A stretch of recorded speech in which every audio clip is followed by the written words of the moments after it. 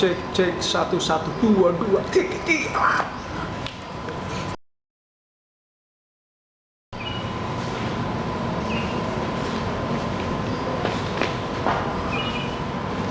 Halo Brensus, assalamualaikum warahmatullahi wabarakatuh.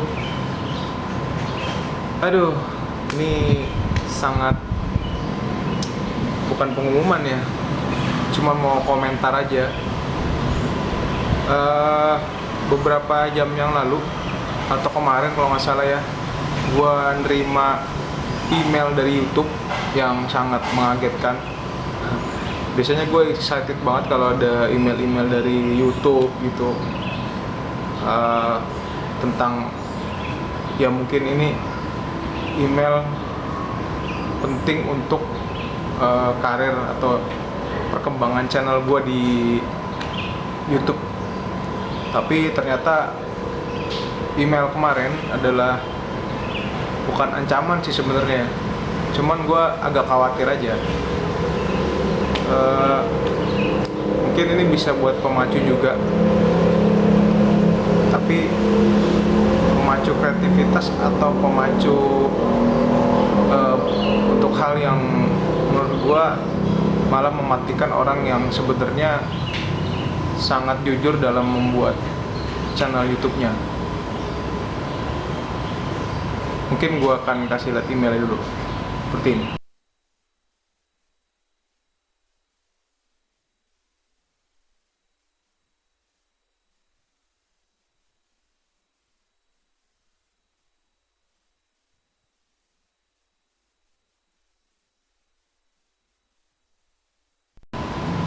Buat kalian yang bahasa Inggrisnya, ya gue juga bahasa Inggrisnya kurang bagus, yang kurang gitu. Jadi ini singkatnya aja bahwa sekarang itu YouTube men-challenge channel atau memberikan syarat ya kepada semua channel yang baru untuk mencapai suatu target sebelum mereka akhirnya bisa memonetize atau menguangkan atau mengiklankan video mereka ya, membuat videonya itu ada iklannya gitu. Walaupun kadang-kadang ada video yang ada iklannya tapi nggak diatur sama youtubernya itu sendiri. Jadi mungkin channel baru cuman cocok untuk iklan, ya YouTube mengiklankan video itu tanpa sepengetahuan kita atau tanpa sepersetujuan kita juga. Dulu persyaratan waktu pertama kali gue punya channel Ocha Gaul nih, channelnya ada di sini, itu nggak ada syarat sama sekali. Kita masukin video, masukin aja, bebas-bebas aja. Cuman sayangnya waktu itu gue nggak develop karena gue lebih banyak naruh video di situ untuk sifatnya sebagai hard disk kali ya. Jadi naruh file supaya nggak hilang video-video gue, karena banyak juga akhirnya copyright konten yang gue langgar karena banyak video yang pakai lagu orang di situ. Sehingga memang gue nggak lanjutin karena itu udah hampir 9 tahun ya, 2000 berapa gue buat itu, gagal lama juga. Pada akhirnya channel itu gue develop lagi untuk naruh video-video tentang diet, dan gue juga bikin tentang Tupperware karena istri gue kan main Tupperware, jadi gue taruh di situ product knowledge-nya gitu. Nah, di channel gue yang ini adalah production ini baru aja gue bikin sekitar 2 tahun yang lalu. Lumayan struggle mikirin konsepnya karena karena gue bikinnya juga karena gue melihat peluang untuk bisa mendapatkan penghasilan dari YouTube. Terus terang aja ini mah, karena waktu itu mulai awal-awal gue lihat YouTuber Indonesia mulai bermunculan. Oh ternyata YouTube seperti ini. Pertama kali gue lihat itu adalah si Gazelle Cross ya, tahu dong Gazelle Cross, lupa gue namanya siapa tuh ya, itulah pokoknya yang beatboxer. Nah itu gue lihat dia, oh ternyata dia bisa sebegitu hebatnya ngumpulin penggemarnya atau subscribernya ya. Hingga gue mulai lagi di YouTube serius. Dan gue sempat berhenti juga karena keterbatasan apa ya, kamera dan segala macem, resource-nya lah. Hingga video pertama gue di YouTube channel ini, kalau kalian lihat search itu, gambarnya lumayan burek banget ya, karena gue pakai kamera, sebenarnya kameranya sama pakai kayak yang sekarang, cuman gue nggak mentingin lighting, nggak segala macem, nggak mentingin posisi, yang penting asal jadi. Tapi gue coba develop sekarang sampai gue akhirnya nyari video editornya gitu kan, karena gue pakai Final Cut Pro, ada Premiere Pro, bukan nggak bisa, cuman kan bayar, dan laptop gue laptop jadul, ini bener-bener maksimalin aja gitu semua resource yang gue punya, sehingga bisa seperti sekarang ini. Kayak lighting aja gue masih pakai lampu biasa gitu kan, nggak pakai lampu yang buat kamera. Nah, dulu pertama kali setelah gue gabung itu ada peraturan bahwa 10.000 views dari total video yang gue bikin baru bisa memonetize video kita. Memonetize tuh menguangkan gitu ya, jadi video kita ada iklannya. Gue akhirnya dengan segala macam daya upaya ya, itu berhasil lah melewati tantangan tersebut, termasuk channel gue yang pertama itu belum sampai 10.000 view, dan akhirnya gue monetize juga. Akhirnya bisa tuh dua-duanya kita monetize. Tapi ternyata ya ini cukup lumayan struggle, karena gue mikirin konsep acara gue supaya gue nggak pengen bikin konten yang cuma jalan-jalan ya, kehidupan sehari-hari yang sebenarnya nggak guna gitu loh. Gue pengennya konten gue bantu orang sih sebenarnya gitu kan, kayak misalkan gue bikin oatmeal gue bisa bantu orang makan oatmeal, karena makan oatmeal itu enak banget, susah banget. Gue juga pertama kali susah gitu, gue bikin unresek untuk kayak unboxing, tapi produk-produk yang lo lihat deh, produk-produk yang sebenarnya nggak penting juga gitu, bukan yang lagi hype gue angkat, tapi sesuatu yang emang baru, orang nggak kenal, justru gue angkat di situ. Kayak contohnya kue pia kawitan, itu kan kue pia di kampung, di Pengalengan, di Ciwidey, nggak nyampe Jakarta juga gitu loh. Tapi kalau misalkan orang tahu di sana ada itu, mungkin mampir pas ke Ciwidey, ke Pengalengan, atau ke Bandung gitu, bisa cari itu namanya kue pia kawitan gitu kan. Nah, threshold yang pertama itu udah berhasil gue laluin ya. Tiba-tiba datang 4.000 jam, bukan 4.000 menit loh. Kalau 4.000 menit gue sih udah 51.000 menit ya, berkat yang kemarin tiba-tiba kaget gue oatmeal X coklatus matcha latte itu dalam waktu 1 hari 25.000 views. Itu gue kaget banget, walaupun sekarang udah berhenti bertambah ya, maksudnya nambahnya dikit-dikit doang ya. Kalau setiap hari begitu mungkin bisa ya. Dan itu plus 1.000 subscriber, itu bener-bener bikin gue shock juga nih, bisa. Dan gue dikasih waktu sampai tanggal 20 Februari 2018, kalau enggak tuh video gue nggak bisa dimonetize lagi. Sampai mencapai target, dan itu di review, nggak langsung ya, di review dulu. Gue nggak tahu targetnya berapa. Gue 500 subscriber aja hampir 2 tahun, dan itu cuma dalam, ya memang keajaiban, dan waktu 1 hari dari 300 jadi 500 gitu. Dan you know what, video gue 278 video sekarang dalam waktu 2 tahun. Dan orang lain mungkin kayak adik gue bikin channel gitu, karena memang gue yang nyuruh, channel lo karena dia pilot, channel pesawat-pesawatan itu laku banget gitu kan, cepet. Dan memang terbukti dia cuma 10 videonya view-nya udah hampir 200 ribuan, dan subscribernya udah 1.500 dalam waktu mungkin lebih kurang 6 bulanan gitu kali. Ya hebat, cuman gue miris aja gitu. Gue 2 tahun 278.000 subscriber, gue baru 550. Ya cukup struggle juga buat gue.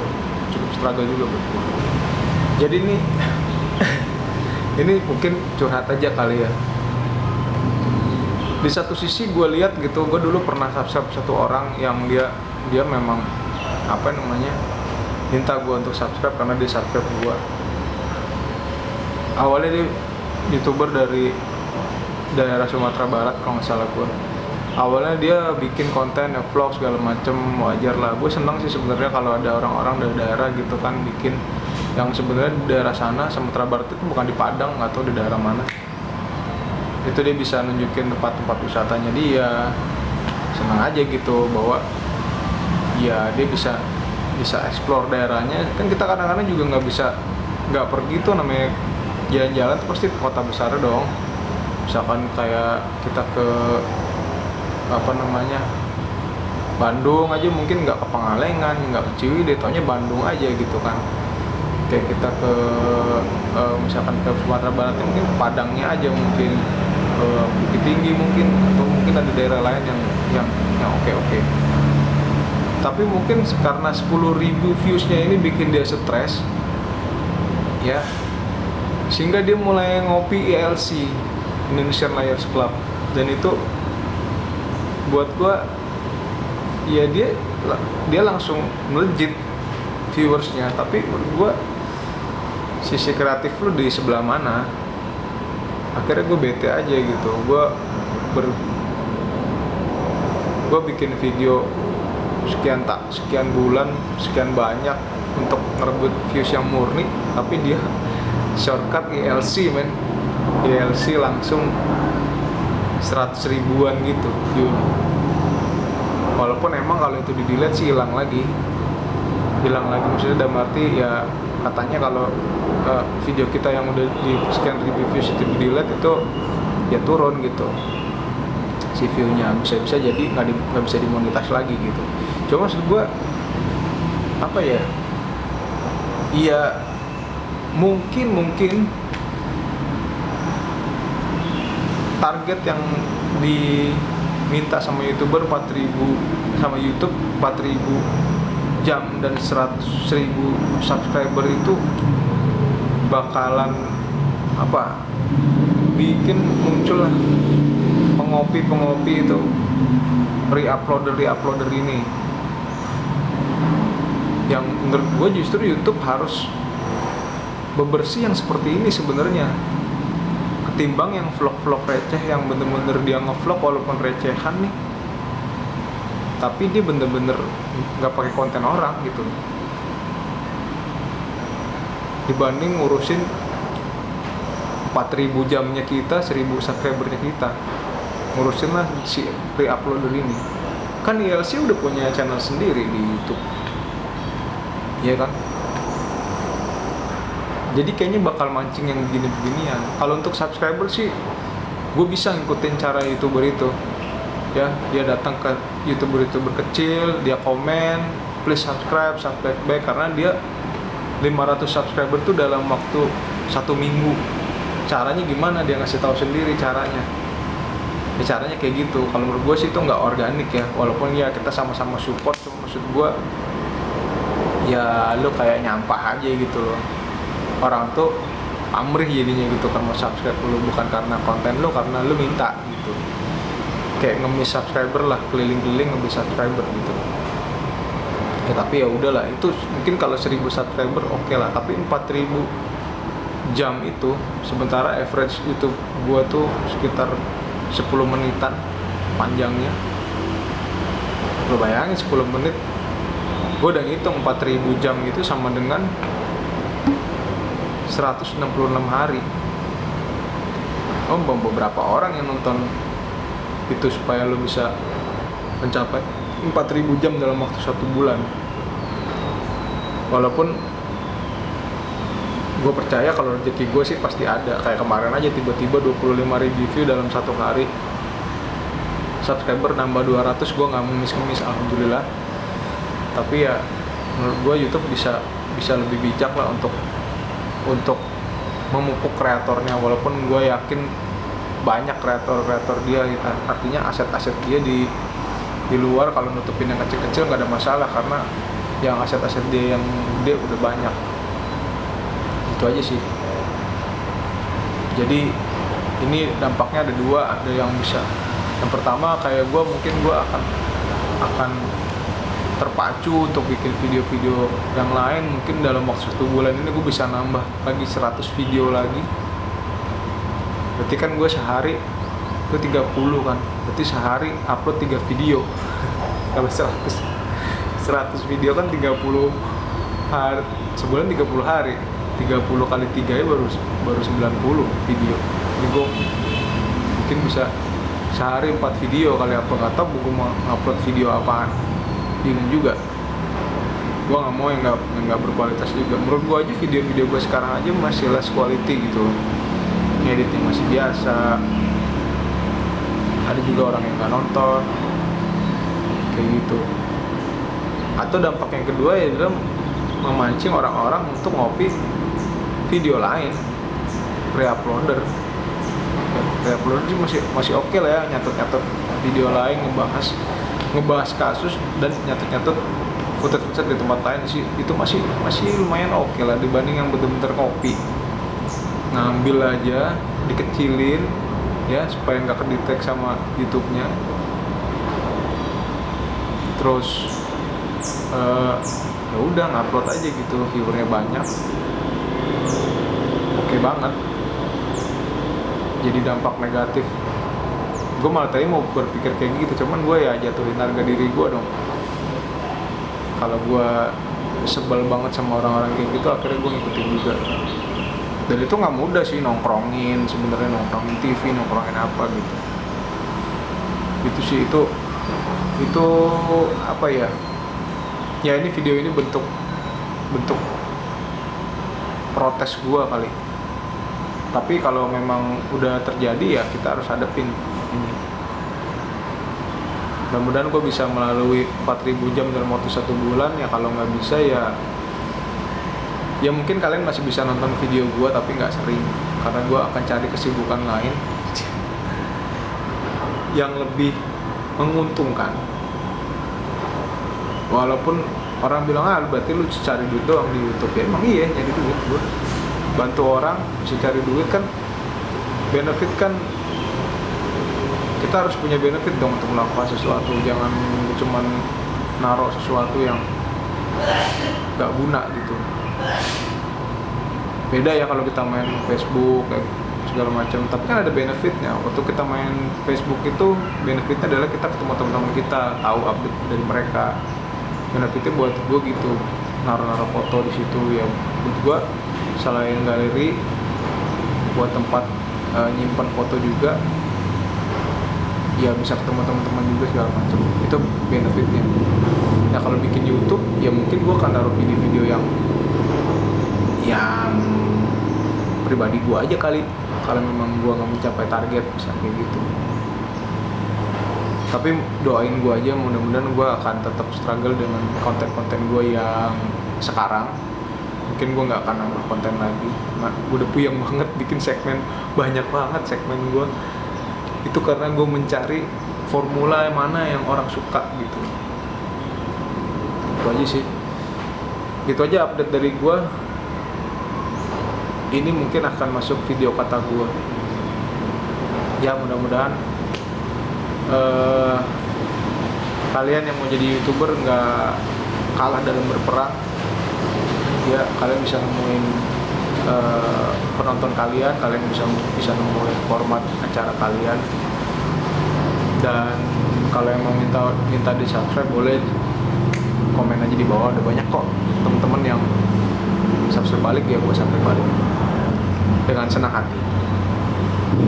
Oke, gitu aja deh pemaparan gue tentang 4.000 jam dan 1.000 subscriber. Mudah-mudahan gue bisa melalui cobaan ini. Assalamualaikum warahmatullahi wabarakatuh. Ketemu lagi di video gue. Bye bye.